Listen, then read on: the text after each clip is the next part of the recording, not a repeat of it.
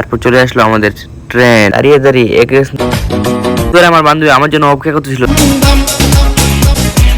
Take করে চলে যাও। দেখি তার অবস্থা বাংলাদেশ টিমের মতো। এখানে সবাই সবার এক্স কে দেখার জন্য ভিড় করতে। আসসালামু আলাইকুম গাইস, আরেক নতুন ভিডিওতে আপনাদেরকে সবাইকে স্বাগতম। আশা করি আপনারা সবাই ভালো আছেন। আলহামদুলিল্লাহ আমি অনেক ভালো আছি। আজকের ভিডিও টাইটেল এবং থাম্বনেল দেখে আপনারা তো সহজেই বুঝে গেছেন, না বুঝলে চলুন ভিডিও শুরু করা যাক। আজকে আমরা দিনাজপুর থেকে যাচ্ছি রংপুরে ঘুরতে। কোথায় কোথায় যাচ্ছি সেটা আপনারা একটু পরেই দেখতে পারবেন। কোথায় কোথায় ঘুরতে যাচ্ছি, ঘুরতে যাওয়ার শুরুতে আমরা চলে আসলাম স্টেশনের মধ্যে। তারপর চলে আসলো আমাদের ট্রেন। স্টেশনের মধ্যে ট্রেন প্রবেশ করার পর আমরা একে একে সিরিয়াল মেনটেন করে ট্রেনের মধ্যে ওঠার জন্য প্রচন্ড চেষ্টা করতেছি।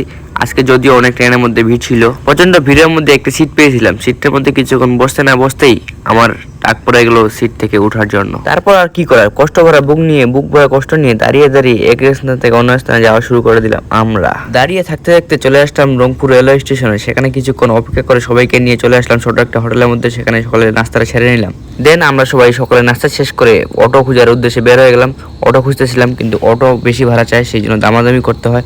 এবং আপনাদেরকে বলে রাখি, পার পার্সন 20 থেকে 25 টাকা ভাড়া লাগবে। আপনারা আবার বেশি কেউ দিয়েন না। অটো থেকে নেমে প্রথমে আপনারা চলে আসবেন টিকিট কাউন্টারের কাছে, যেটা আমরা হেঁটে হেঁটে যাচ্ছিলাম। চিকলি ওয়াটার পার্কে প্রবেশ করার জন্য প্রথম গেটটি অতিক্রম করতে হবে। পার পার্সন 20 টাকা টিকিট করে নেবে। সেখানে 20 টাকা টিকিটের বিনিময়ে কি কি দেখলাম আপনারা আমার সাথে একটু উপভোগ করুন। প্রথম 20 টাকা জলে গেছে মনে করে আবার 35 টাকা না, সরি 30 টাকা দিয়ে আবার টিকিট কাটতে হচ্ছে। এখানে পার পার্সন 30 টাকা করে আবার টিকিট কাটে ভিতরে যেতে হবে। সেখানে নাকি সুন্দর একটি দৃশ্য উপভোগ করাবে তারা। তারপর সেখান থেকে আবার টিকিট কেটে ভিতরে প্রবেশ করলাম। এর আগে 20 টাকা জলে গেছে, দেখি এবার 30 টাকা দিয়ে কি কি উপভোগ করতে পারি। ভিতরে প্রবেশ করে প্রথমে টুকিটাকি কিছু পার্সোনাল কাজগুলো সেরে নিলাম। বুঝতে তো পারতেছেন কি পার্সোনাল কাজ। এর মধ্যে আপনারা চিকলি পার্কে কিছু ভিউ দেখে আসেন।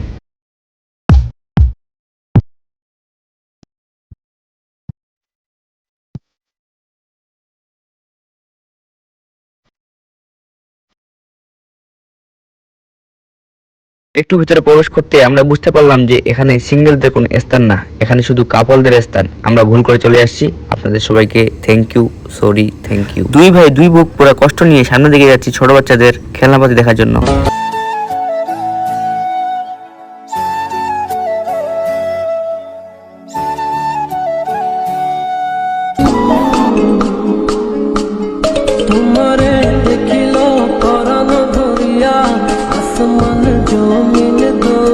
তারপর ভিতরে কিছুক্ষণ ঘোরাঘুরি করলাম, কিন্তু এটা আমাদের জন্য না, সিঙ্গেলদের জন্য না, কাপলদের জন্য। সেই জন্য চলে যাচ্ছি। চিকলি ওয়াটার পার্ক থেকে বেরিয়ে যাচ্ছিলাম, এমন সময় ভাগিনা পিছন থেকে টান দিয়ে বলে, ভিতরে আমার বান্ধবী আমার জন্য অপেক্ষা করতেছিল, তাকে না নিয়ে আমি চলে আসছি। এই কথা শুনে আই এম তো অবাক। তারপর আর কি করবো, রাস্তার মধ্যে তো কান্নাকাটি করতে পারতেছি না। সেই জন্য স্যাড সং শুনতে শুনতে রওনা দিয়ে দিলাম আমি আমার পার্সোনাল বন্ধুদের খোঁজার উদ্দেশ্যে।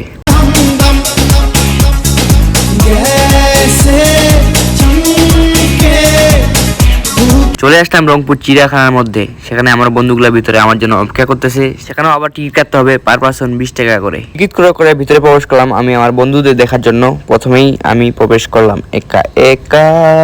ভিতরে প্রবেশ করেই প্রথমেই চোখে পড়লো আমার বন্ধু বানর। এটা আমার কোন বন্ধু হইতে পারে? সবাই টেক করে চলে যাও।